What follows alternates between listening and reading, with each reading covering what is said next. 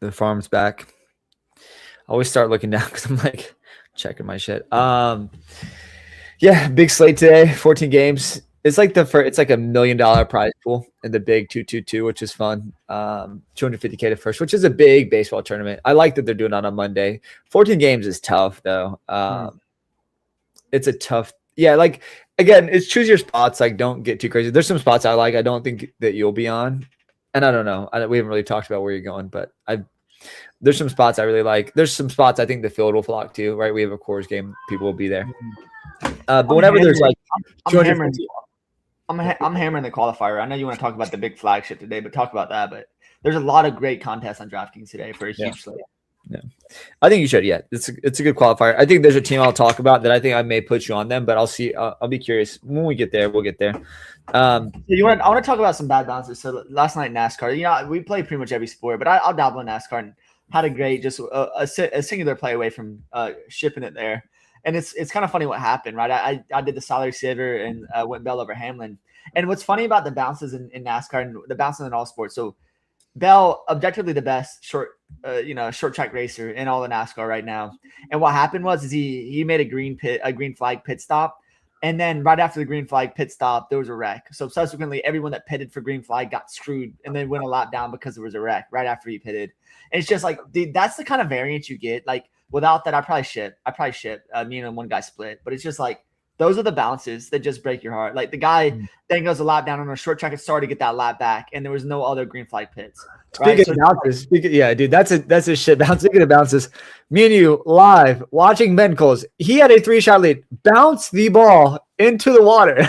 Dude, absolutely no Ben Coles, no stones. But I'm going back to him this week. I love Ben Coles. Yeah, I do too. He's looked good. Like if he can get over the mental block, his game looks great. I think he's a good fit again.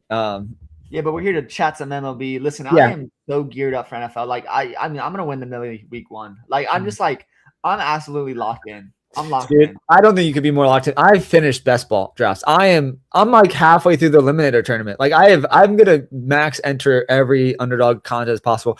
Again, like I haven't had a final.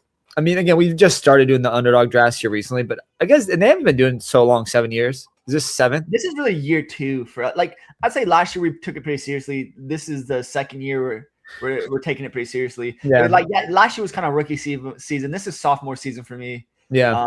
Everyone takes a step forward sophomore year, so this is my year. This is the truth. This is the truth, though. I mean, like if you look at underdog performances, you maybe not the best one, many, but total like winning 50K in the first 2 years in one tournament. That's pretty impressive. And we had a bunch of good showings, a top 3 in the dog. Well, like we're there. I think I like the drafting format because people draft just based on ADP, and that's not the way you win tournaments.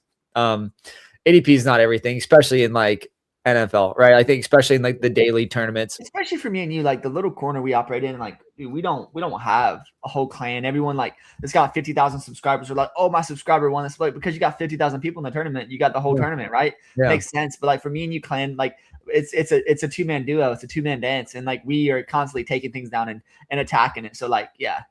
You get after it. I put our 2-man up against anyone, Oh, for sure, dude. 100%. In the volume that we play, I would totally agree with that. All right, dude. Anything else to add before we die? There's so much. Big Slate. You want to just you be the shirt? Yeah, I'll guide us through the games. Let me pull it back up here again. There's so much symmetry in the. I mean, everyone's lucky number is 2, but the 222, the turn 2, 250K up top. And I'm playing a handful of teams. It's like, am I going to be a coward or not? Because there is clear and obvious spots to play tonight. And it's like, if you fade that, you're going to lose ownership. But man, those spots couldn't be better. Like the on-paper matchups in those spots, they are just absolutely tasty. So you do have to. Your team has to score 8+, in my opinion. This slate, 14 games. We could see a 270 to 300 point score win it. It just depends. If the chalk spots hit, yes. But also in these tournaments, what you can find is like. It can be lower scoring because there's less consolidated ownership. So like, I think there will be consolidated ownership around a couple games. But outside of that, like if there's a team that puts up 10, they could have, depending on who they are, could be single digit owned for sure, especially under 14 games. Like even the best spots will be lower owned. The other night there was 2 teams that scored 20s, and this was the first game back, and I scored like 150 and didn't cash, which is nuts. Like usually 150 is going to cash it pretty easy. I scored 150, didn't even sniff it, so I was pretty upset. Yeah. Me play. I mean, I'm over here hate watch. I've had so many bad bounces and like still been very profitable. And listen, I think over the last 2 weeks I've won 13, and just in bets and DFS. So like that's good. But like when those near misses when you're taking down a sixer, that's the bounces you need. So for sure, 100%. Yeah, dude, it's okay. Just forget. Don't be a goldfish because goldfish have good memories. Be like a housefly because they die after one day. So just die and like a phoenix get reborn into the new slate. All right, let me see. I'm just looking at some notes here. Okay, well, let's jump into the first game. You ready? Before we jump in the first game, talk about some of the weather you're seeing though. Like we're using Kevin Roth. I mean, we're using all the free stuff available. I do see that there's like the only game that is somewhat concerned. I have it pulled up here is the yellow orange for the Chicago Cubs. I mean, again, I'm not a weatherman. I'm looking at the weather. I do see some late storms coming in. Roth is concerned that there could be an early wave that kind of knocks the game out. Keep an eye on that because that's such a premier hitting spot today. Something else to note though, if the rain does come in, it could shift the wind too. So maybe a downgrade to bats potentially. It's a yellow orange. It's not orange yellow. I think the game plays. There's a chance for spotty showers. We'll know. We'll have a good read before the slate starts. So like it's not one of those things that are they good? If the early rain misses, you're gonna be fine. The game will be fine. Outside of that, I think everything is fine. Like good hitting weather and coolers, nothing else. Hot and humid in KC. So if you are interested in that spot as well, maybe decent hitting weather. Other than that, I think we're in the clear for the most part today. Let's get after it. We got 14 games. Just not wasting time here. Yeah. Cool. So let's start in New York. So we have the Yankees versus the Pirates. Pittsburgh is visiting. We have Braxton Ashcraft on the mound for Pittsburgh, and then Ryan Weathers on the mound for the Yankees. It's funny. I have some Weathers in underdog, and he's been okay this season. I thought he was going to be like a number 5, but he's been there, kind of a staple. Fried's coming back soon, and I hope he does because I do have him in best ball too as a Braves fan. I know he plays for the Yanks now, but I liked him. In this game, so Ashcraft has been good. Like the numbers are also good. I don't love playing pitchers in Yankee Stadium, and the Yankees lineup is okay. Like they're not great without Judge, so I think there's some strikeout upside with Ashcraft at 9K or 9.2, excuse me. And then Ryan Weathers come back at 7.7, maybe a pretty interesting SP2. Pittsburgh has just been like they've overachieved to some degree, and I feel like what's his name, Valdez. Valdez. He's and his underlines are so damn good. That guy's an absolute, and he mashes lefties. Yeah. So there's some concern there, but to me, this is like on a 14 game slate. I don't know. I guess my biggest interest is an SP2 Ryan Weathers at 7.7. But I think this is a game I'm going to pass on. I don't think I'm going to get up to Ashcraft. I think I like better. I like Cease better. I like Mizorowski better. And I just don't know if I can afford both a 9.2 pitcher and one of those guys. Dylan, this is a game that I think it's an early game, but it's going to be a pass for me outside of Ryan Weathers in some builds. Yeah, I just want to be transparent. I think Ashcraft on a slate with no Miz and no Cease, or maybe even no DeGrom. DeGrom's probably the most risky at the top ends here, but Ashcraft's probably SP1. I mean, his underlying strikeout stuff is phenomenal. His K prop is like 7.5. The guy's going to strike guys out, but it is a tough matchup. And the biggest thing for me in this spot is the risk in Yankee Stadium of absolutely getting hit, right? So, Ashcraft is still like not a tier of Cease or Mizorowski as far as talent goes. The guy's an absolute electric strikeout arm, and maybe he's going to come at lower ownership because of that, but probably won't do that here. Like him a lot. And you said it's going to be hard to play one of those guys and Cease or Miz. And listen, I built a team already with Cease, Miz, and stack the Coors game, and then stack the Cubs game. So like it can be done. You're playing the value bats, and I won't be alone in doing that. But yeah, it's plenty easy to spend up and get some of the cheaper bats. And I'll talk about how I did that in a second. But in this spot, it's just pitchers or pass. Like take one of these guys, SP2, SP1. I think it's actually a little thin on the slate to play Ashcraft as your SP1. I think you want to pick one of Cease or Mizorowski to start with the night. They just have huge strikeout upsides. I mean, there's games where guys can strike up 20 batters, and it could come from Cease or Mizorowski tonight. So just those guys in any given slate can really turn the dial up. Pretty extremely. So absolutely, pitchers in the spot just going to be passing from bats. So same these. Nothing else to add there. Ryan Weathers maybe will make a build. Just kind of depends where my salary goes. All right, let's get to another game. The next game on the slate is Tampa at Toronto. We have Dylan Cease on the mound for Toronto and Nick Martinez for Tampa. Right off the bat, 8K for Nick Martinez, a guy that doesn't have a high strikeout rate against this Toronto team that doesn't really strike out. That's a complete pass. I do think he will negate the Toronto offense, so no interest there. But I think Cease is my favorite pitcher on the slate. The man has a 37% strikeout rate. That is just insane. I mean, he strikes out almost half of the batters he faces. And Yeah, the guys at the top of Tampa don't really strike out, but the back half of that lineup isn't very good. And they play great small ball, but I just feel like Cease to me is the best at cost at 10.5. He's 1,500 less than Mizorowski. I just feel like he's the best pitcher playing the slate. He'll probably be 30 to 40% owned, and I think I'll eat that ownership. Again, I'm not winning or losing at pitcher, but I don't want to miss a 40-point performance, and Cease has just been ace, like potential Cy Young winner caliber pitcher this year. So it's Cease for me all day. He'll be on every team I build. I'm not going to get cute. Yeah, it's like kind of interesting because I see Tampa similar to I see the Marlins. It's not a huge strikeout team, but it's just like Dylan Cease can strike out anyone. Like the biggest change I've seen in Caminero this year, obviously Caminero has been electric. I mean, just all-star. He's going to be one of the future, perennial power hitters in the league.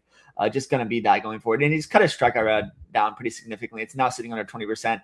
A lot of that starting lineup's under 20% strikeout rate. So like, I love Cease because he throws a lot of different pitches and he attacks guys. So like, I think it really doesn't matter in this spot. Maybe take his strikeout slightly lower because it's a team that doesn't strike out, but a decent part to pitch in outside of those guys at the top of that lineup. You're not scared for anyone on Tampa. So for me, definitely Cease is a priority tonight. If I'm picking one of him and Mizorowski, I think I agree with you. Just get the savings and Cease against the Tampa Bay lineup. That's just my opinion. So I think he's still a safe SP1, but would I be surprised if he gave up a couple home runs in this spot and struck out 7 or 8? That's an okay start, right? I'll say this time and time again, you're not going to win at pitching, but you're going to lose at pitching. If somebody puts up 45 tonight, you're going to have them most likely. So, and on the other side, I really don't want to play Toronto against Nick Martinez. Nick Martinez is just a veteran pitcher that can get through a lineup, and Toronto's just been underperforming all year. It's just a spot I'm just going to avoid bats, right? Keep it pretty simple. Play Cease. Don't play Nick Martinez, but no bats in this game in the big ticket for me today. Yeah, same. So, yeah, I think we're in agreement in Cease. This is another game, kind of easy to cross off offenses. Really love Cease, though. Again, Nick Martinez, ground ball guy. He's been good this season. He's actually been a serviceable pitcher for Tampa, and he's kind of a reason. I mean, like their whole rotation has actually been pretty good. Other than Seymour when he kind of totally fucked you in that that tournament. Did I play a part in that? Potentially. But yeah, Cease here for me. I like him a lot. Nothing else to add. That 37% strikeout rate is just, you never see that. That is just like next level. And he's a guy that has a lot of pitches too. Like he's a fun guy where like he doesn't need just one pitch to be working to strike guys out. He can throw 6 different pitches and just strike you out with all of them. So like the guy's just such a good talent. He's a really fun guy to play. And he's just gotten better and better. I think this is kind of his best form we've seen. Yeah. So I really like him in this spot. Yeah, just the upside's huge, even against a team that doesn't strike out a ton. Yeah. Cool beans. Let's get to the next game. I don't know how much interest you have in the spot, but we're going to Boston. We have Peyton Tolley on the mound for Boston and then Shane Baz on the mound for Baltimore. So my best ball bags say I like Shane Baz 7.5. He's kind of a serviceable pitcher. I don't love the Boston offense. If I had to choose between him and Weathers, I think I may prefer Baz slightly over Weathers. Just the park, is not as good as Yankee Stadium, and Baz has been pretty serviceable. But Peyton Tolley at 8.7, I really like him. I think as an SP2, so in his last start, he only went 60 pitches, but that was a scheduled short start. The stuff in the last 5 has actually been really good. And Baltimore isn't as so you have some guys at the top with nearly 30% strikeout rates too. And some of the back end guys are fairly weak. So I actually really do like Peyton Tolley. We've seen some elite strikeout numbers here recently. 8.7 is expensive, right? He's 500 less than Brendan Ashcraft, but I think I like him a little bit more, honestly. I think he'll be a lower owned SP2 potentially at that 8.7 price tag, but I mean, the strikeout stuff is so phenomenal. You do run into risk with these younger arms. Like there is some volatility, and you've seen it in the profile as well, but I'm a believer. I don't know if he'll make the big teams for me, but I really do like him. But this is another spot where I can just kind of easily pass the offenses. I'm not going to stack against Baz. I'm definitely not stacking against Tolley. I guess, the Baltimore stack, if I had to choose an offense, while I do like Tolley more, I think Tolley is more inconsistent. So I think I maybe would do like a Baltimore contrarian stack, but I really do like Tolley here. I think the strikeout rate looks good, but you have 1, 2, 3, Colin Cowser, 30% strikeout rate, Colby Mayo, 30%, Samuel Basayo, 30%, Pete Alonso in the 27% range. I mean, there's a lot of guys that strike out in this lineup. Even Gunnar Henderson strikes out quite a bit. So I don't know. I don't know where that sits with you, but Peyton Tolley is kind of on my board today. He'll be one of a 5 pitcher kind of profile that I'm looking at. Yeah, he probably won't make the cut for me, but a talent perspective, I love him. And you talked about Baz a little bit. I want to dive into him a little bit more because I really like him as an SP2 in the slate. I think we know he's kind of got that long-term talent that we believe in that can have strikeouts, and he's kind of had middling stuff this year, and that's fine. And something I really want to focus on though is like this obviously the Green Monster in Boston, like you have righties that can absolutely hit him, but Boz obviously struggles more against lefties, and Boston, the lefty, it's one of the hardest parts to hit it out for left-handed hitters, right? Like home runs, that is. Yeah. So it's just like, and all the lefties there strike out a lot, like Duran, and even Wilmer has a little bit of a strikeout problem too. So like you look at that, you're like, well, maybe just play Boz, right? If he gets through some of these lefties, he's decent against righties, right? As long as he gets sits down contrast. Like the back end of that Boston lineup is just not very good. And Boz at 7.5, I think does present some SP2 value. I think he might make a couple teams for me tonight in a big 2-2-2, just because like you look at, there's not a huge landscape of guys that I do believe that can go 100 pitches and strike out 7 to 9. I think that's totally in the realm of possibility for Boz. Like he does have to get through the lefties, but like I said, I'm worried about him giving up home runs, and the lefties in this park are going to struggle to hit it out, so that's just my 2 cents. And obviously it's not like the dimensions are significantly different, but it does change the math. When you're in Boston, you struggle against lefties, and it's going to be more of a struggle to get the ball out in that park. So for me, definitely prefer Boz as an SP2 over Tolley, just at the savings. Tolley's a better pitcher. His stuff is better. All these things are true. Yeah. But Tolley has 2 red flags for me, and that's one is going to be that pitch count. And the Boston offense is heating up. The Baltimore offense is heating up. So the pitch count is a little bit of a concern. You're not going to see him go 95 pitches, where I could see Boz, if he gets through the line pretty quickly, he could go 105 pitches, and you might need that at 7.5. So no, I think so. I think Tolley will go. He'll go in the 95 to 100 range. The only reason he went 66 last start is the manager came out and said that he was going to go limited. Like they before the All-Star break. Yeah, but have we seen him go 100 yet? Well, no, the game before that 91, but 99, 94, 94. Like he's if he's doing well, he's going to be in the 95 to 100 range. But yeah, the 66, I think it could scare people away. But the manager came out before that game and told him he was going to go short. So like that was not like, hey, he's on a pitch count. Like, hey, we're just going into the All-Star break, not throw him a bunch of pitches, which is nice somewhat, because like I do think like there's less like, oh, we're going to limit his. But even in that, like we've seen like like limited starts put up like nearly 30 points. But again, yeah, I think there's a little bit of risk there. I like the strikeout upside, so I think in an event that he still gives up 1 or 2 runs, 3, or let's say 3 to 4 runs, he still has double-digit strikeout upside on the slate. So I like it. I know this is the 3rd game that we've talked about in 14-game slate, and there's no offenses we've liked, but this is another spot. I just think, a lot of good pitching, right? You got a lot of aces on the slate. Yeah, so I think this is an easy spot just to kind of avoid and get your pitchers from. So couldn't agree more. Cool. Let's get to the next game. So we're kind of chugging along here. Game number 4. This is another game. I'm not looking at offenses, but maybe pitchers potentially. We have Philadelphia hosting the Dodgers. We have Christopher Sanchez, who's been, Cy Young worthy here for Philly, and then Emmett Sheehan. Struggled lately. Yeah, there's been some inconsistency, and then Emmett Sheehan for the Dodgers. Dude, this is another spot. Like Sanchez is a complete X at 11K against the Dodgers. Just don't consider it. It's an X on both sides. Like, don't play the Dodgers against Sanchez. I guess you can play them in Philadelphia as a tournament flyer, but like that's so thin on this slate, on 14-game slate. Don't do that. And then Emmett Sheehan coming back at 7.9. Like, man, this Philly offense is like hit or miss. And I think Emmett Sheehan's a serviceable enough pitcher. Like, he's not like nothing in the profile screams like play him in DFS. But this is a game I just wouldn't touch from a betting or DFS perspective. Like I don't, even with Sanchez on the mound, I just don't. The Philly offense strikes out a little bit too much, and like they can be highly inconsistent at times. They do have a good DFS profile, but the bats are expensive too. So this is a stay away from me. No interest in Sanchez as 11K, and definitely no interest in Emmett Sheehan either at 7.9. But I think they'll do enough here to limit the damage. This game's gonna be like 7-4 or 6-4 in that range. I think it could potentially go over, but like I'm not seeing an offense that's gonna explode here in a meaningful way. No, the only thing I would do contrarian wise in this game is just play Sanchez, and only because of ownership. And I don't think it's a good play against the Dodgers, but he might be 5% owned because you have Miz, you have Cease, you have DeGrom. You have all these guys, Ashcraft at the top, that are going to project just apples better than he is. And he's at a price where it's really prohibitive. He's going to be a spend. If he scores 1 or 2 points more than the other guys, and maybe it's worth it. But like, it's just not worth the risk. And Sanchez is at risk of BABIP as well. We've seen him get BABIP in recent games, and he does give up hard hits, right? So the strikeout rate is right around 25%. It's 27% right now. And Sheehan on the other side, 27% as well. So like, there is strikeouts to be had on the Dodgers. It's just like, it's not even worth the risk. Yeah. To play a guy like Sanchez. And it's only from a tournament perspective. You're like, you know what? He's going to be 5% owned. Like he will be single digit owned. I'm very confident. Yeah, he could be 3%. I wouldn't be surprised. It's just, there's so many, both the guy right above him and right below him are just objectively better plays.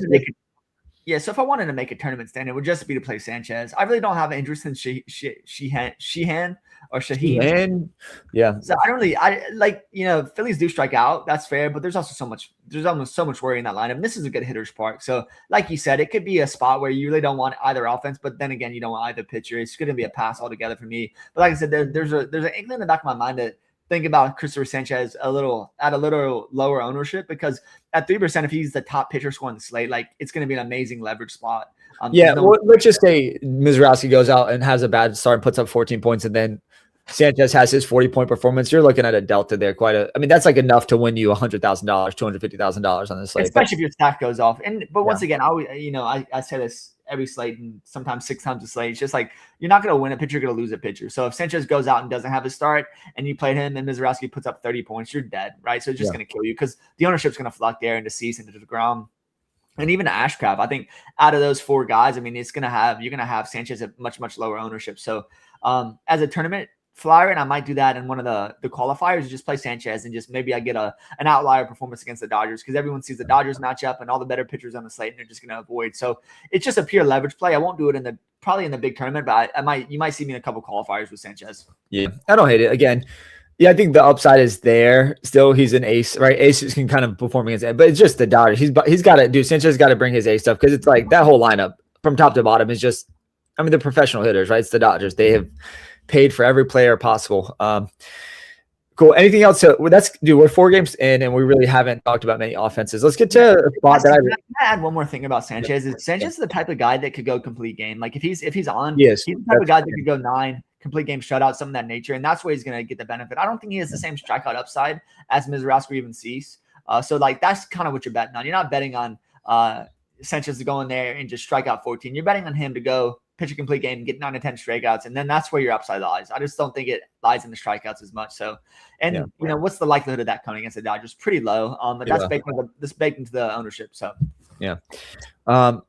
In agreement there, sir. All right, let's go to the ATL. We have the Braves hosting the Padres. We have Bryce Elder on the mound for the Braves, and then JP Sears on the mound for the Padres.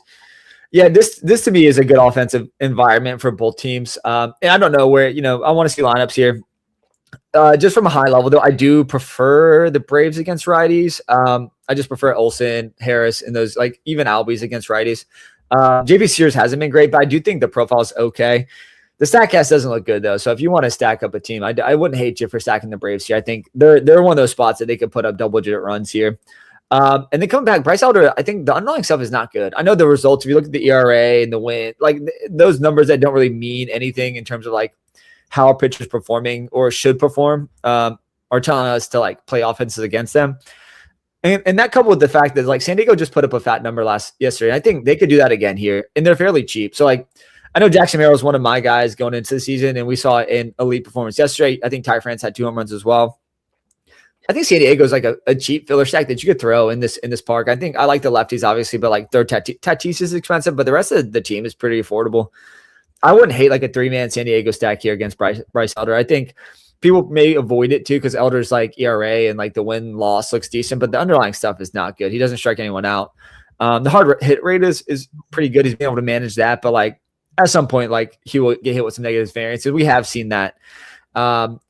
Yeah, so I think my preferred spot is the Padres, but I think both offenses are in play, kind of depending on lineups. Again, I do prefer the Braves against righties, so JP Sears is a downgrade for me on the Braves offense, but I think he's still gettable here. So I think the side I would lean to is the Padres. I think they could make a filler stack just depending on their lineup. Jackson Merrill is still my favorite play from the entire game. I think he's just, if he gets hot, he could get hot going down the stretch. Would love it for best ball, but yeah, so it's a San Diego or pass probably from my side. What about you? Yeah, I agree. I mean, I think Merrill is the guy you want to get when he's hot because he's had little confidence all year. He's been pretty putrid where we drafted him. Yeah. So like, I think it's one of those things that you really want to kind of prioritize playing the Padres here if you want to get a kind of sneaky stack. Just the bottom of that lineup's not very good, right? So you could play Tatis, Merrill, you could play a Sheets, you could play a France, but other than that, like it's getting pretty thin. Like I don't really want to play Machado, Bogarts, those guys. So I totally get the San Diego as a contrarian stack. The biggest thing like last night is I was high on them yesterday, in the single entry. They did really well. I had France had the double dong, which was always nice and better for a home run. But In this spot, the Braves have a much better bullpen. So I think it's less likely to get out of hand, and the Braves are just a better team. So I think it's likely a competitive game. You're just going to get a good Braves bullpen. That's the one concern. But yeah, definitely some interest in the Padres. That mostly the lefties in this part that does is far more conducive to lefty power. Yeah. So I think that this is a spot on a 14-game slate that you could go to. I wouldn't hate you or for going to one of these teams. I think my slightly into San Diego, but I hear you. The Braves bullpen has been pretty good this season. So, all right, cool. Let's go to KC next. So we have San Francisco visiting. We have Michael Wacha on the mound, all-star Michael Wacha on the mound for the Royals, and McDonald on the mound for the Giants. Initially, I saw it was Tyler Mahle. I actually really like Kansas City when he was kind of the projected pitcher, but with McDonald, I think he's been a little bit better. I think I'm less interested in Kansas City now. And honestly, I like, even though this is a good hitting environment, I think Walker is able to keep the ball on the ground. And honestly, like at first I was like 8K, like kind of interested in SP2. The issue I have with him in DFS is just the strikeout numbers aren't that good. So I think it's gonna be a little too thin for me to get to Walker here at 8K. And honestly, this game in its entirety, initially, I did like KC. If Bobby Wood doesn't play, it kind of hurts the lineup. I love Jack Cag. So, like, he's a guy that, it's not hot. Obviously, you saw him in the home run derby. I think we'll be talking about Jack Cags a lot over the next few years, too. But this game on this slate, I think I'm going to pass, Dylan. I don't like the pitchers. I don't like the pitcher from DFS, but I think they're good enough in real life to kind of limit the damage. And, like, if we don't have Bobby Wood in the lineup, I just don't think either team is good enough from top to bottom to win the slate. What are you thinking here? Yeah, I feel more or less the same. I kind of like Kansas City. I think McDonald's okay, but nothing special. And the San Francisco bullpen's not very good. That being said, Kansas City's a hard team to stack up and down. There's only a few bats you want to pull. Yeah, Jack Cag's a guy, if he lifts the ball a little bit more, he can hit 50 home runs in a season. The guy's got so much raw power. Yeah. So really fun play. But it's the price is starting to reflect the actual production. So it's really tough to say he's a value. I mean, there were spots this season where he was like, mid threes. Far more value there. Vinny P's back. The profile doesn't look great, but a guy I've always liked, and I think he's going to have a better second half than he did first half. So Kansas City is a fine stack, kind of sneaky, in my opinion. Probably going to go lower owned. But on the Giants, I'm not interested in the Giants. Walker's just one of these pitchers I just generally tend to just avoid playing bats against. Just a veteran guy, knows how to get guys out. Underlines are fine, nothing special. But the one thing to be said is the Kansas City bullpen is absolutely horrible. We saw that yesterday against San Diego. But I'm just not going to play it. Can't play the Giants in a GPP. I just don't think they're deep enough. They're not going to hurt you if you don't play them. Even if they score 6 or 7 runs, it's just going to be so widely varied who actually scores the runs for them. Yeah, agreed. Cool. All right, so yeah, decent offensive spot there. Again, the last 2 games we talked about, okay offenses. Let's get to another pitching spot here. So we have Milwaukee hosting the Mets. We have Jacob Mizraowski on the mound for Milwaukee and Freddie Peralta on the mound for the Mets. Dude, Freddie Peralta has just underwhelmed all season long. I mean, he's looked like a shell of himself. I mean, obviously, we don't have to say too much about Mizraowski. The 40% strikeout rate kind of says all it needs to say. He is 12K, right? So you're going to need every bit of that 40% strikeout rate. I do have some concerns with the Mets offense, like in terms of like their strikeout rate. Like they don't strike out a ton. The back half is fairly weak, though. And with Mizraowski on the mound, like he can strike out any team. Like it doesn't really matter. So I think, include Mizraowski. He's probably like your 1A, 1B to Cease, depending on how you want to, how you envision the slate. I think I prefer Cease at the 1,500 discount a little bit more. No interest at all on Freddie Peralta, but I'm not. Again, I think he's like not ace level anymore, but he's serviceable here. 7-8 is not a price I'm interested in. I just don't feel like the strikeout stuff has been there. He has the ability to go long into games, but like, man, he's not a good DFS option, but this is a complete offensive pass. Definitely not stacking the Mets against Mizraowski. And I just feel like the Milwaukee is just not in a spot to me that's going to be advantageous on a big 14-game slate. Yeah, I agree. Listen, I'm thinking I'm going to pay up for Miz, just kind of as a block. I mean, he's going to be 50% owned even at this price, but yeah, other than Soto, these guys still strike out. And, the lefties are concerned, but like there's just, they have platoon bats. I mean, Miz, he's a problem against all hands, so it doesn't really matter to me. Peralta's a guy, I mean, you got to commend the Brewers. They know what they do. They're doing from a pitching standpoint. Like they were like, I'm not going to bring him back. And it makes sense. We kind of knew this last year. He's starting to falter a little bit. He has a walk problem. There's just no way I'm playing Peralta tonight. I think actually the Brewers would be an interesting kind of a sneaky stack on this slate, but you're going to pay for it, right? So that's my biggest concern there is like, do you actually want to play the Brewers at home here? I don't know if I do, but yeah, Miz is a stand.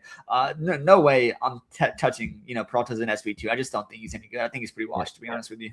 Yeah, same. Yeah, again, this is not one of those games. I think cross off offenses. There's 28 teams, right? So I think this is an easy. Hey, just avoid offenses. Play Mizrowski. He's not a bad play, obviously. All right, let's go to Texas. So we have DeGrom pitching in Texas against the White Sox, and Eric Fetty coming back for the White Sox. I think DeGrom is good, right? 10K, I feel like, is a fair price for him. Still an elite strikeout rate. I just don't know if I'm going to get there with my builds today. Wouldn't fault you for that. I think he's a good tournament play. I think he'll come lower owned than Cease or Mizrowski up top. And I think the White Sox are still gettable. Murakami strikes out a lot, although he does have the power. Globe Life is a good pitcher's park too. So yeah, so I think that there's some interest there in DeGrom. I don't think I will get there. I actually do really like the Texas offense. Guys are back healthy. Obviously, Seager's still out, but you have some guys that are fairly affordable. White Langford, Brandon Nemo, Evan Carter. I like. Josh Young too at third base is interesting. I feel like he's a fair value, but been hitting the ball really well. Statcast numbers, underlying stuff looks good. I do have some tepid interest in Texas. They're not like, maybe they're like the 6th or 7th best team to me in my eyes on this slate. So I don't know if they'll make a big team for me, but yeah. So the side for me is definitely Texas. Maybe we'll sprinkle in DeGrom depending on if I need that 500 off of Cease there, but. Yeah, so definitely Texas bats are interesting, kind of a 3 to 5 man stack. I would like a Wyatt Langford, Josh Young, and maybe like even a Burger would throw him in there. I think he's got double dong upside. He's a true outcome. What about my boy Nemo? His Statcast is phenomenal. He's such a good batter. Yeah, he is. Yeah, he is. He's one of the most underrated bats in the league. Like you see, Nemo, I just wish he stole more. It's crazy because he was such a good on base guy, and then he got hurt in New York, right? And then they stopped letting him run, and he comes to Texas, and he hasn't been running much. And like that, dude, the bat. I mean, again, he doesn't have to steal bases to be a good DFS play, but his sprint speed's top percentile, so it's still 28. He's still fast. It's just like they don't. I don't know why. I wonder if he's got scared since he's been hurt so many times. But yeah, Nemo, throw him in there as well. Burger's always a fun guy at first base because he does have the ability to hit multiple home runs. I think he's been a true outcomes guy for most of the season. He strikes out a lot though, so there's not a lot of safety and floor in that profile. But yeah, it's Texas for me. Texas wins this game pretty soundly, I would say. I've been against the White Sox all season, so that's not in my bag. But yeah, so DeGrom, Texas offense are in play on this big slate. Yeah, I kind of agree. Other than I don't really want to play DeGrom in this spot. I mean, the White Sox are pesky, and now Murakami's back, now we're scary of that. We know DeGrom, he has got a 30% strikeout rate, but also gives up hard hits. I mean, he could easily lose a couple home runs, and then you're down bad in DFS. So for me, I'm just not going to play DeGrom. I think there's too much risk, even in a pitcher's park and a decent strikeout rate. I just think the White Sox, now that they're healthy, with Murakami just being a stalwart there in that lineup, it's just a problem. So I'd rather just take the upside with Cease and Mizrowski. I also think the floor is a little bit higher for those guys. I just seen DeGrom give up a lot of hard hits. Maybe it's just the bias of me watching him live. Yeah, the strikeout stuff there, the walks are down, but God, the guy gets hit hard sometimes, and that's a problem against these White Sox. And Montgomery and these guys, they do strike out, but they hit the ball so hard, so that could be a problem. But yeah, you can see DeGrom striking out 10 to 12 batters. You'd be like, wow, that's a really good start, and it's possible. I just worry about the damage coming through home runs on the other side. So it's like a double-edged sword with Murakami. He strikes out a lot, but he also provides a lot of power in that lineup. So you could bank in a couple of strikeouts, but the other stuff, I mean, the home run and the power, they're kind of scary if he walks a guy and then gives up a bomb to Murakami. So correct. So that's my thing is out of the guys at the top, it might DeGrom probably just won't make the cut. But yeah, I totally see the path of him being kind of a top 3 pitcher scorer tonight. Yeah. Cool. I think in most agreement there. I think maybe you like the White Sox a little bit more than me, but yeah, definitely not gonna be playing that side in DFS. Let's get to a good game. This is a good offensive environment tonight. We have Chicago Cubs hosting the Detroit Tigers. We have Jack Flaherty on the mound for the Tigers and Jameson Taillon for the Cubs. So my Flaherty his strikeout numbers have improved. The rest of his profile looks pretty bad. Taillon on the other side is he's been gettable as well. I think this is the thing for me. I think the Cubs offense is a better DFS lineup. Detroit has struggled this season. I mean, everyone knows that. It's been watching baseball. They haven't been as good. They've been a little bit better lately. I think the A side for me is the Cubs, though. I really like a lot of their players. I think they're affordable too. So that's another thing. Outside of PCA, everyone's kind of cheap, almost too cheap. So as long as the weather kind of holds off in this game, I think the Cubs will be a premier stack. For me, primary, maybe 1A, 1B, depending on where else you want to go. But outside of the Coors game, I think the Cubs just make so much sense. I think the total is nearly 12. And I think the Cubs probably could come in lower owned than Detroit just because, maybe, I mean, Flattery has been better, but like he's not much better than Tyon here. So yeah, the A side for me is the Cubs. I wouldn't hate anyone playing Detroit though. I think they're both in play, both offenses. This is probably gonna be a 3 or 5 man stack for me tonight with the Cubs though. Yeah, it's funny because we don't talk before, but I kind of align on the opposite side. I think Detroit's one of the best players on the slate. I don't think Tyon's very good at this stage, and I think guys like Kerry Carpenter, he's been absolutely horrendous lately. But if we look at odds to hit a home run on the slate, I mean, I think he's the favorite in that game to hit a home run, which doesn't mean anything. But he still swings a good bat. I like Colt Keith, and the reason I'm saying these guys is there's just so much value on the side. And once again, we get the away team. The Cubs bullpen is pretty horrendous, and they're just going to be a much cheaper cost than the Cubs. Right? I know the Cubs are pretty affordable, but I think it's also going to come at a lower ownership. So I think as a value team, I mean, we might get James Outman. He's been pretty bad, but in the outfield at 2-3, yeah, give me that. Colt Keith, third base. I mean, we know he possesses some upside. The biggest concern for the Cubs, I mean, for the Tigers in this spot for me against the Cubs is that there is some platoon risk, right? Some of these guys are going to be playing against righties only, right? So if a lefty comes in, we might be in trouble here. But yeah, I really like Kerry Carpenter. I like Colt Keith a lot as far as value goes. I mean, you're going to see Zach McKinstry's horrible from a StatCast perspective, but it has some speed. And that's if you look at the StatCast, what I like about the Tigers is they haven't been running as much as I think they can. I think a lot of these guys in the lineup do have stolen base potential. So if we see them kind of pile on the Cubs here, I think we might get lower ownership. And they're kind of a sneaky stack for me. Is kind of a 4 or 5 man tonight. And I might, I might be eating my words because the Tigers and they've been pretty bad, and it's kind of stinky to click some of these names. But yeah, I'm very interested in the Tigers, and they're probably the A side for me in this game. But I totally see the Cubs. The Cubs, to your point, are the better lineup. Season long, they're probably the better play. I mean, they're just a better lineup. I totally get that, and I just think it's a buy low spot on the Tigers. I think people generally see Tyon and think he's a good pitcher, and he's okay. He's an okay pitcher, but I'm just betting against the Cubs bullpen, and I think Tyon is still gettable. He's not an ace. Yeah. So I think we're opposite sides. So I'll take the adolescent Bears versus your Tigers there. But yeah, I think both teams make a lot of sense. I think I just slightly prefer the DFS upside of the Cubs. But yeah, I to your point, the Kerry Carpenter is a great individual play as well. Let's get to another spot. This is a game I don't know how much interest you'll have. This is not the course game, but this is like where some primary stacks are going to come for me, and it's maybe will surprise you, maybe won't. But we have Miami visiting Houston. We have Ronell Block on the mound for Houston, and then Jason Junk on the mound for Miami. I love Houston tonight. Jason Junk is not like the underlying stuff is horrible, and honestly, Houston is so cheap. Outside of Yordan Alvarez, everyone's so affordable. They called up, with Brycey Matthews out. What's his name? Let me pull up his name real fast. I had it on the tip of my tongue, but now I forgot. Let me just pull it up real quick. But he's 2.2. Cam Smith is like 2.6. Yander Diaz, who is an elite hitting catcher, is like low threes. Who is it? I'll tell you his name here. They're talking about Lucas Spence. Lucas Spence, yeah. So he's one of their prospects. He's been good in high A. And he's going to be playing while Brycey Matthews is out. Obviously, Isaac Paredes, he's a guy that you play him at home, right, in these spots. And I like to mention Isaac. He's been serviceable this season. He's been a good third baseman this season, but he's fairly cheap. And these are the spots you play him against a hittable pitcher in Houston. So I think the Astros are going to make a lot of my builds tonight. So I know this is maybe, this is not a premier offensive environment, but Yordan Alvarez is the single best offensive player in all of baseball. And he's going to come in at, like 6% owned in the outfield because of all the other spots you have. You have James Wood in Coors. You have PCA in Chicago. And Yordan Alvarez would be a guy that's forgot about. And I think he has upside for 40 points on tonight's slate against Junk. So the problem with Houston is like when they're facing above average pitchers, the lineup can be kind of thin. But yeah, the rest of the guys, like obviously Yander Diaz, Isaac Paredes, Yordan Alvarez are all guys I like. And then I could definitely throw some fillers in with Cam Smith and Lucas Spence. So this will be a spot I get to. I think this is kind of my low owned spot that I really like on the slate. Obviously, Jansen Junk is not good. But I think they'll go overlooked because of just better offensive game environments. But I think Houston can put up a big number here, and I think I can get them at single digit owned. Just cumulatively. So. Yeah, you know what? Yeah, I wasn't even considering them, but I do like that a good bit. Something I wanted to target against Miami, and they've been really bad against this season, is just stopping base runners, right?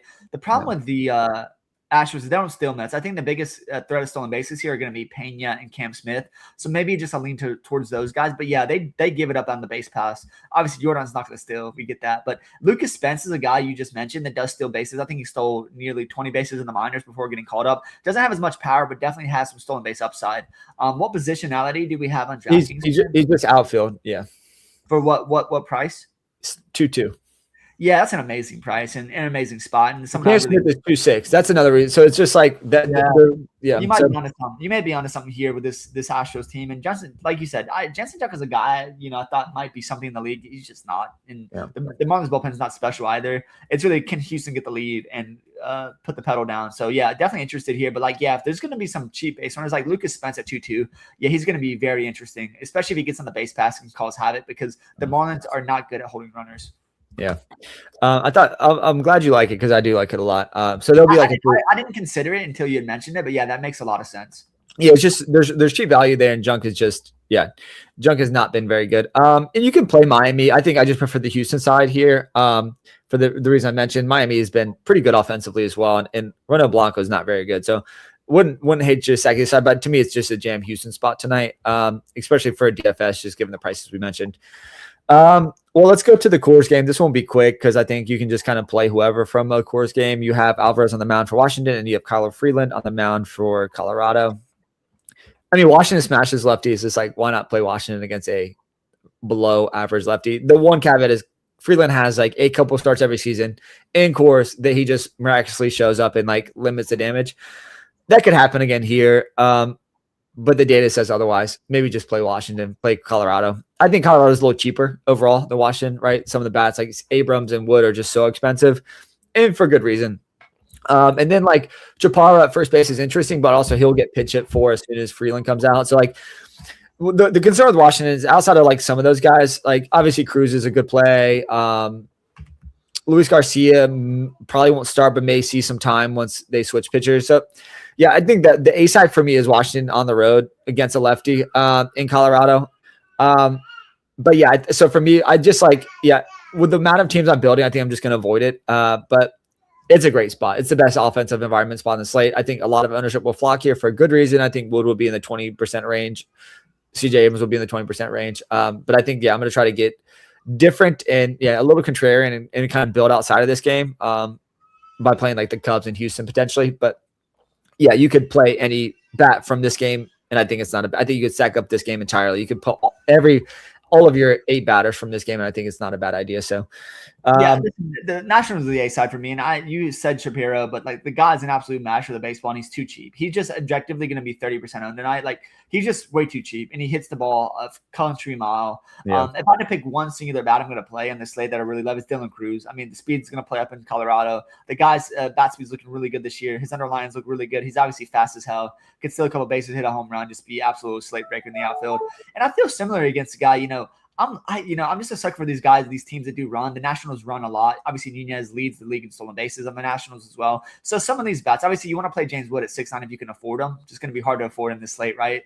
But yeah, definitely the Nationals at the A side. I think Shapiro is going to make a couple of teams for me just because of that price. Like if he hits a couple home runs, I mean, if he hits a singular home run at first base, like that's a good play. But like at his position, he is actually mispriced in this spot. So, which obviously means he's going to get owned. If you want to go down and play the prospect Henry Ford or Harry Ford, fine. He doesn't really project as a good hitting catcher, going forward. But yeah, just for me in this spot, I do have to play some Nationals. They smash lefties, even if there's some platoon risk. Like guys like Shapiro, Cruz is going to be in there for sure. But obviously Curtis Mead mashes lefties, a platoon guy, but the price is baked in for Mead where it's not baked in for Shapiro. So that's kind of what I'm looking at, is just value savers in the slate. And I think because of Shapiro's price and the high end pitchers, he could near 30% ownership at first base, which maybe you could afford. Yeah, to me, it's just like that's the easiest fade on the slate if he's high owned at first base, because he won't. I mean, like in every game, he's like he will not finish the game. He'll have 2 to 3 at bats. And if he doesn't produce in those 2 to 3 at bats, like that's it. That's all you're getting. So I think like at first base, like if he's going to be one of the highest owned players, I'm just going to absolutely pass. Again, that's maybe contrarian, but he has 3 home runs, and 2 of those came in a game recently, and he's played a lot this season. He only has 3 home runs in the season. Like, don't like say he has a decent walk rate. Like he does have a good hard hit rate, but yeah, inflated ownership, like because of his price, I think it's just an avoid. But I get the play, right? In course, he's going to start against the lefty, so he'll be batting fourth, clean up, and he's 3-3. It's as simple as that. And we know he matches lefties, and that's just the biggest thing. And it's blowing out there. It's just it's. I understand the fade, but it's just not. I wouldn't say it's an easy fade. I think it's a hard fade because if he hits a home run or 2 home runs, you're pretty much dead if you faded him. Yeah, but I mean, he's gonna have to do that in 3 at bats, right? And he's done it. Like he did that recently in 3 at bats. But like for the most part, he's not. They're gonna put Luis Garcia in. Like without a doubt, they're gonna throw Luis Garcia. Confirm though, I think he had 5 at bats in that game. They let him go the distance. I mean, they actually put a number on him. You know, he went 4 for 5 in that game, which is pretty uncommon. But you're like you said, you're most likely not going to get a full game out of him. But yeah, so it's a risky play, but also the risk is there if he absolutely mashes in the first few at bats. So yeah, he'll be a popular. To your point, he'll be popular at first base. But I think I like Bush straight up over him, and Bush is just a little bit more expensive. So, cool. Not much more to add to Colorado, right? You don't have to think too deeply about that. Play that game. It's going to be owned, but there's going to be runs scored for sure. Let's go to Arizona. We have the Athletics visiting. We have Jeffrey Springs for the A's and Mitch Bratt for Arizona. There's not much data on Mitch Bratt. He's just had a couple starts. He's not going to go the whole game. He's been at 50, 60 pitches, a little bit below that. Without Nick Kurtz, I don't love the Athletics lineup as much. There's not as much protection. We've seen some shakiness from the offense too, heading into the All-Star break. I still believe somewhat in Jeffrey Springs from a real life standpoint. From a DFS standpoint, I do not like him though. This isn't one of those games on a 14-game slate. While both pitchers are subpar, I'm not really interested in offenses. I think this is kind of an easy getaway game. If I had to choose a side, it would be the Athletics. I think without Hurts in the lineup, it hurts their team from like a real life run perspective, but you can still get some value in like Lawrence Butler, Henry Bolte, even Shea Langoliers, right? A catcher, but he's expensive. So this is going to be a pass game for me in a 14-game slate, but I think if I had to choose a side, it'd be the Athletics. Yeah, and Carroll left yesterday's game with a hyperextended elbow, so that could be an issue. Like just having another, there's not a lot of protection for the Diamondbacks period. And I kind of agree with you. I mean, Bratt has a decent prospect profile and was really good in the minors this year. Hasn't shown that same upside. Obviously, he's not really stretched out either. So I just don't really want to play the Athletics right now. Kurtz being out is not the biggest thing. I mean, he's their best batter, obviously. There's some bats you can play here. Tommy White got called up. That's fine. But it's just a priority, and the priority is not going to be the Athletics tonight. But I can totally see this game being a game maybe you want to have kind of a sneaky ownership. People won't go here. But yeah, if you force me to play a side, it's definitely just be playing the Athletics. Without Corbin Carroll in the lineup, I bet he sits today. You just don't want to play them. And as far as the pitching perspective, I still don't want to play Springs. I think he's better than he's been. The underlying suggests he's very not good. He doesn't give up a lot of hard hits. That's the biggest thing. But his strikeout rate's not high enough to consider in DraftKings. Yeah, if like a guy like Gage Jump was on the mound today, I would kind of love him in this spot without Corbin Carroll. Yeah, that's that's lost when the Nationals had that huge game. Gage Jump actually did okay. I think he gave up 3 or 4, but then the bullpen came and absolutely got shelled. So it wasn't so much Gage Jump getting hit; it was the bullpen getting shelled, and that's what the Nationals would do to you occasionally. So for me, it's just going to be I see this having a pathway to being an interesting bats game, but I don't think I'm going to get there on my teams. Yeah. I'm with you there. We have 2 games left. We'll go to a non-offensive game, in my opinion. We'll go to Seattle. We have George Kirby on the mound for Seattle. They are hosting the Cincinnati Reds and Andrew Abbott on the mound for Cincinnati. This game is an easy pitcher or pass. I think Andrew Abbott has overperformed, but in Seattle, I don't have any interest in the Seattle offense. I think Abbott is gettable, but this is not the spot to get after him here. The Seattle just hasn't performed well this season either. I think George Kirby is really interesting. I think at 9-4, I think him and Peyton Tolley are both in consideration for me. I think I prefer the strikeout upside of Tolley a little bit more. Kirby's been somewhat shaky, still trying to find all of his pitches. But if I had to, if I was looking for safety, I think Kirby's a little safer than Tolley here. It's in Seattle. It's a great pitcher's park. So I think definitely play Kirby. I think Abbott's too thin. He doesn't strike enough guys out to be fantasy viable. But this is an easy, just pitch or pass game. Yeah, and Andrew Abbott has fly ball tendencies, which I keep thinking are going to plague him in Great American Small Park. But here in Seattle, his fly ball tendencies are going to be fine. I think he'll be fine. Seattle hasn't been very good. So it's just I always want to pick on Andrew Abbott because he does have fly ball tendencies and can give up home runs and bunches if that does come to fruition. But in this park, I think it's just going to play to his favor. So just going to pass in this game. Kirby would be the A side, but looking at pitchers, I just want to pay up a little bit more to get Cease. It's probably just there. But I do think Kirby's in consideration as SP2 today. Yeah. I like it. All right, let's get to the next game this is the last game actually. So we're going to the Angels. Man, so many games. I've been talking for a while now. We have Jose Soriano, who's kind of fallen from grace, pitching against the St. Louis Cards. They're visiting. And we have Kyle Leahy on the mound for St. Louis. I think you had mentioned this maybe this morning, but Leahy at 6'5" could be an interesting SP2 option. And the Angels are a little healthier now. With Trout back, I think it's just like that lineup's a little scarier. So I think I'm just not really interested in Leahy. I wouldn't hate it though, right? There's worse arms to throw against on the slate, and like honestly, like there are still strikes. Trout still strikes out too. It's not like he isn't immune to that. That's kind of his bugaboo.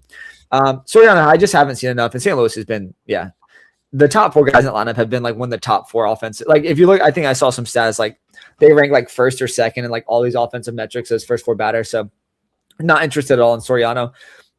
With that said, I'm still not interested in St. Louis. They're expensive. I don't think there's enough juice tonight on this offense to like win you a big tournament. So this is another game I think that's pitcher or pass, but like the pitcher I would probably play is Leahy, and really no interest in Soriano here.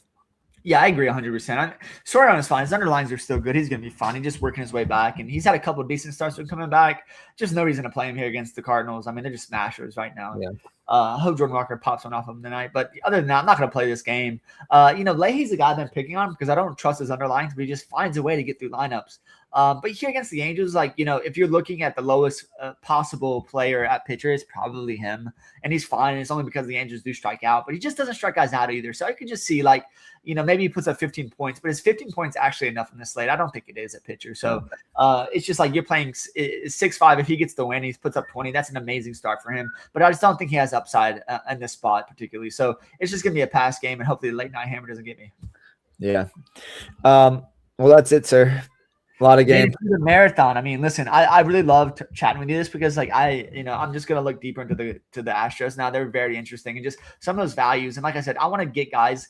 What I've been trying to do lately is pick on pitchers and catchers and just like teams in general that do get ran against, like the Marlins. And the reason I like the Nationals again is just they're a team that runs. Like stolen bases just add an extra wrinkle, right? When guys still second, then subsequently still third. That's just so much value. If a guy singles still like that's a home run, and that's just so much value. So any of these guys that have the potential to run, obviously Jordan, we know what he carries a big stick, and that's he can hit a couple of home runs and change the face of the slate. But like getting some of these guys, like you mentioned, Spence, that can steal a couple of bases at very low ownership and very low price. I'm all in on that. Yeah. I like it. Yeah, Houston's a call for me. I like them a lot. Obviously, there's other spots we talked about today. Well, good luck, sir. I hope you build the winner. If I don't, I got the winner. I got the winner in my back pocket. It's already been built. So let's don't do worry. it. You guys are. I'm gonna win $250,000 tonight. I hope it's me. One of 5,000 people will win, which is the odds seem pretty good if you're in the weeds with it. Then we'll be back, do some baseball tomorrow. Football's ramping up, so we'll start. We didn't do baseball this weekend, but we'll jump back into the streets this weekend for sure. If you guys have questions, comments, shoot us a message. Yeah. We will be here doing some baseball and doing our real jobs as well. Dylan, we'll be in touch after this, I'm sure. But good luck, folks. Yeah, goodbye. Good luck. And play your adolescent Bears tonight. I think they're going to be valuable. All right, Dylan. Thank you, sir. See ya. Yeah, I got